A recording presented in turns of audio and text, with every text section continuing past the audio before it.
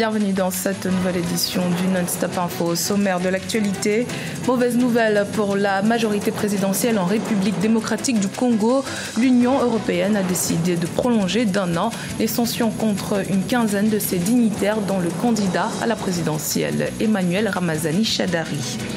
En Tunisie, le projet de loi de finances pour l'exercice 2019 a été adopté ce lundi par l'Assemblée des représentants du peuple avec 113 voix pour, 36 contre et 11 abstentions.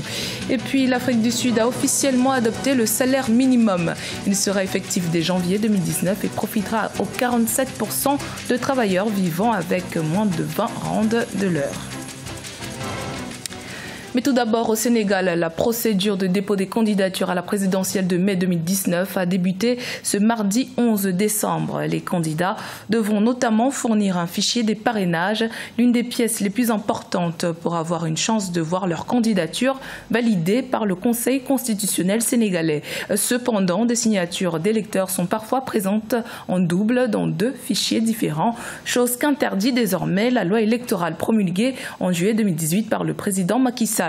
La coalition Benno Bokk Yakaar, qui porte le président sortant, étant la première à avoir déposé son fichier. L'opposition crie à l'injustice et s'estime défavorisée face au président Macky Sall. Le plaidoyer de l'Union africaine pour la levée des sanctions à l'encontre de hauts dignitaires en République démocratique du Congo n'a pas eu l'effet escompté. En effet, l'Union européenne a décidé de prolonger jusqu'au 12 décembre 2019 les sanctions contre les hautes personnalités du pays. Y figure le candidat du pouvoir à la présidentielle du 23 décembre, Emmanuel Ramazani. Un coup dur pour la majorité. Les précisions dans ce reportage de notre correspondant Jacques Mboka. Prolonger d'1 année, les sanctions de l'Union européenne contre certaines personnalités du régime du président Kabila alimentent les discussions en République démocratique du Congo. Parmi les personnalités ciblées, Emmanuel Ramazani Shadary, le candidat du Front commun pour le Congo. Les autorités congolaises avaient déjà prévenu. La prolongation des sanctions sera suivie des mesures de rétorsion. Le gouvernement qui a annoncé les couleurs en disant que il avait des moyens de rétorsion, parmi lesquels il a déjà annoncé la non-accréditation des observateurs de l'Union africaine aux élections en République démocratique du Congo. Au sein de la classe politique congolaise, certains acteurs, notamment ceux de l'opposition, se félicitent de la reconduction des dites sanctions. Pour Marie-Josée Ifoku, candidate à l'élection du président de la République, le non-respect par la classe politique congolaise des textes et engagements justifie l'attitude adoptée par l'Union européenne. Nous avons une soi-disant démocratie. Nous avons des règles, nous avons des textes. Mais lorsque nous-mêmes, nous ne respectons pas ces textes-là, mais ceux-là qui nous placent au pouvoir, qu'est-ce que vous voulez qu'on fasse? Lorsqu'ils ne se retrouvent pas dans ce qu'ils avaient pris comme décision, ils reviennent encore pour pouvoir nous punir comme des petits-enfants. Soulignons que l'Union européenne avait pris ces mesures en 2016. Elle avait estimé que les personnes visées représentaient un obstacle au processus électoral en RDC.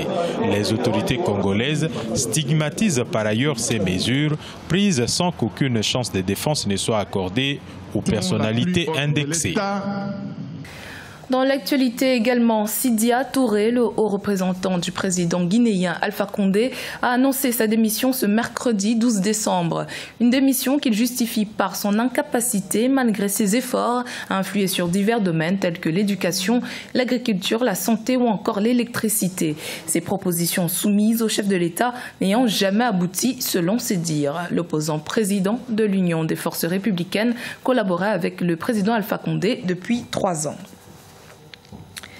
La Tunisie a adopté son budget pour la loi de finances 2019, un texte qui prévoit des mesures pour la relance de l'économie nationale. Des mesures contestées par l'opposition qui y voit la mise à mort des entreprises tunisiennes. Les détails avec Michael Dingossoa. L'Assemblée des représentants du peuple en Tunisie a adopté ce dimanche 9 décembre l'ensemble des 76 articles du projet de loi des finances 2019. Un texte dont l'objectif principal est de réduire le déficit budgétaire, mais qui, pour certains, à l'instar de l'ancien ministre de l'économie Hakim Ben Hamouda, reste dans la continuité des précédentes lois des finances. En général, les périodes de crise sont des périodes d'imagination et de créativité. Or, notre politique financière est conservatrice. Bien que notre pays regorge de compétences, nous restons dans une politique et des visions classiques. Le comble pour un pays comme la Tunisie est d'avoir une croissance basée sur la croissance agricole. Hakim Ben Hamouda qui estime que la Tunisie traverse la crise la plus grave pour son économie. L'augmentation de la TVA et des impôts en 2018 ont ainsi impacté de nombreux secteurs d'activité.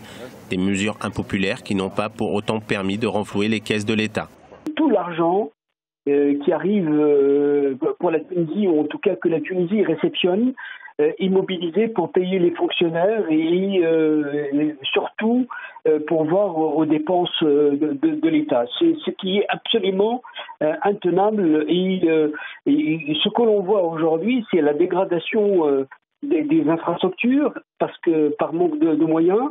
Le budget de l'État pour l'exercice 2019 est fixé à 40,74 milliards de dinars tunisiens, soit une hausse de 8% par rapport à l'année 2018. Selon les prévisions, le déficit budgétaire devrait être contenu dans la limite de 3,9% du PIB.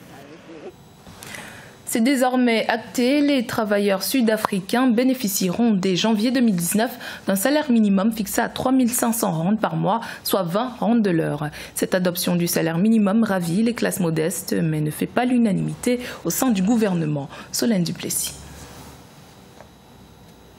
C'est désormais officiel, le salaire minimum entrera en vigueur dès le 1er janvier 2019 en Afrique du Sud.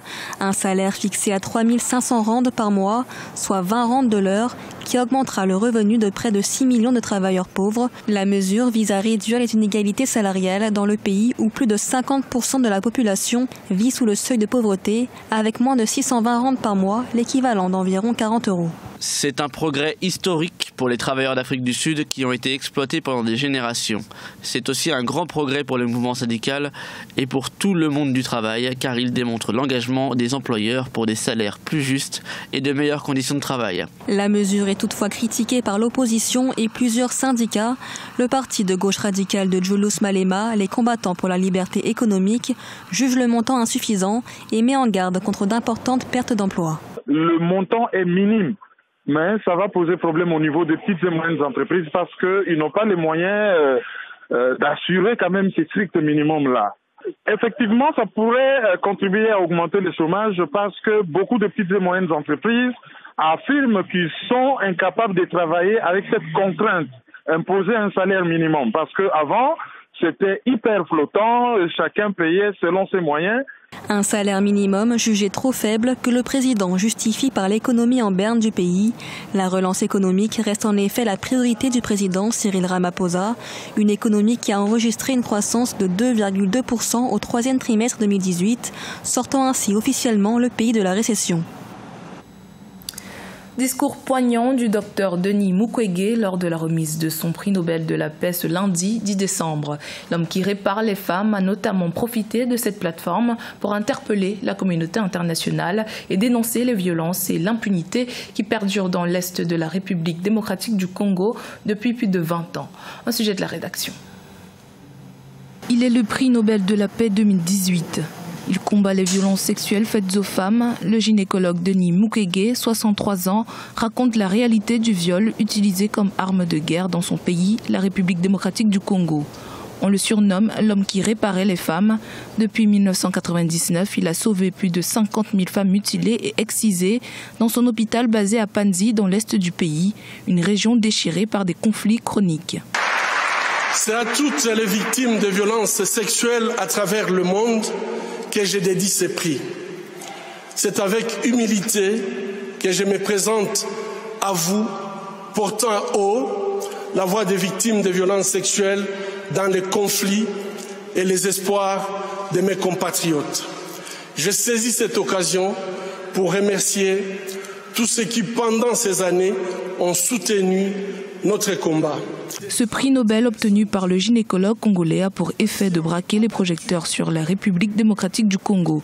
Cette plateforme, Denis Mukwege souhaite s'en servir pour interpeller la communauté internationale et le gouvernement congolais pour réclamer la fin de l'impunité pour les auteurs de violences sexuelles en temps de guerre. Pour les Sahara, pour les femmes, les hommes et les enfants du Congo, je vous lance un appel urgent de ne pas seulement nous remettre le prix Nobel de la paix, mais de vous mettre debout et de dire ensemble et à haute voix: la violence en République démocratique du Congo, c'est assez.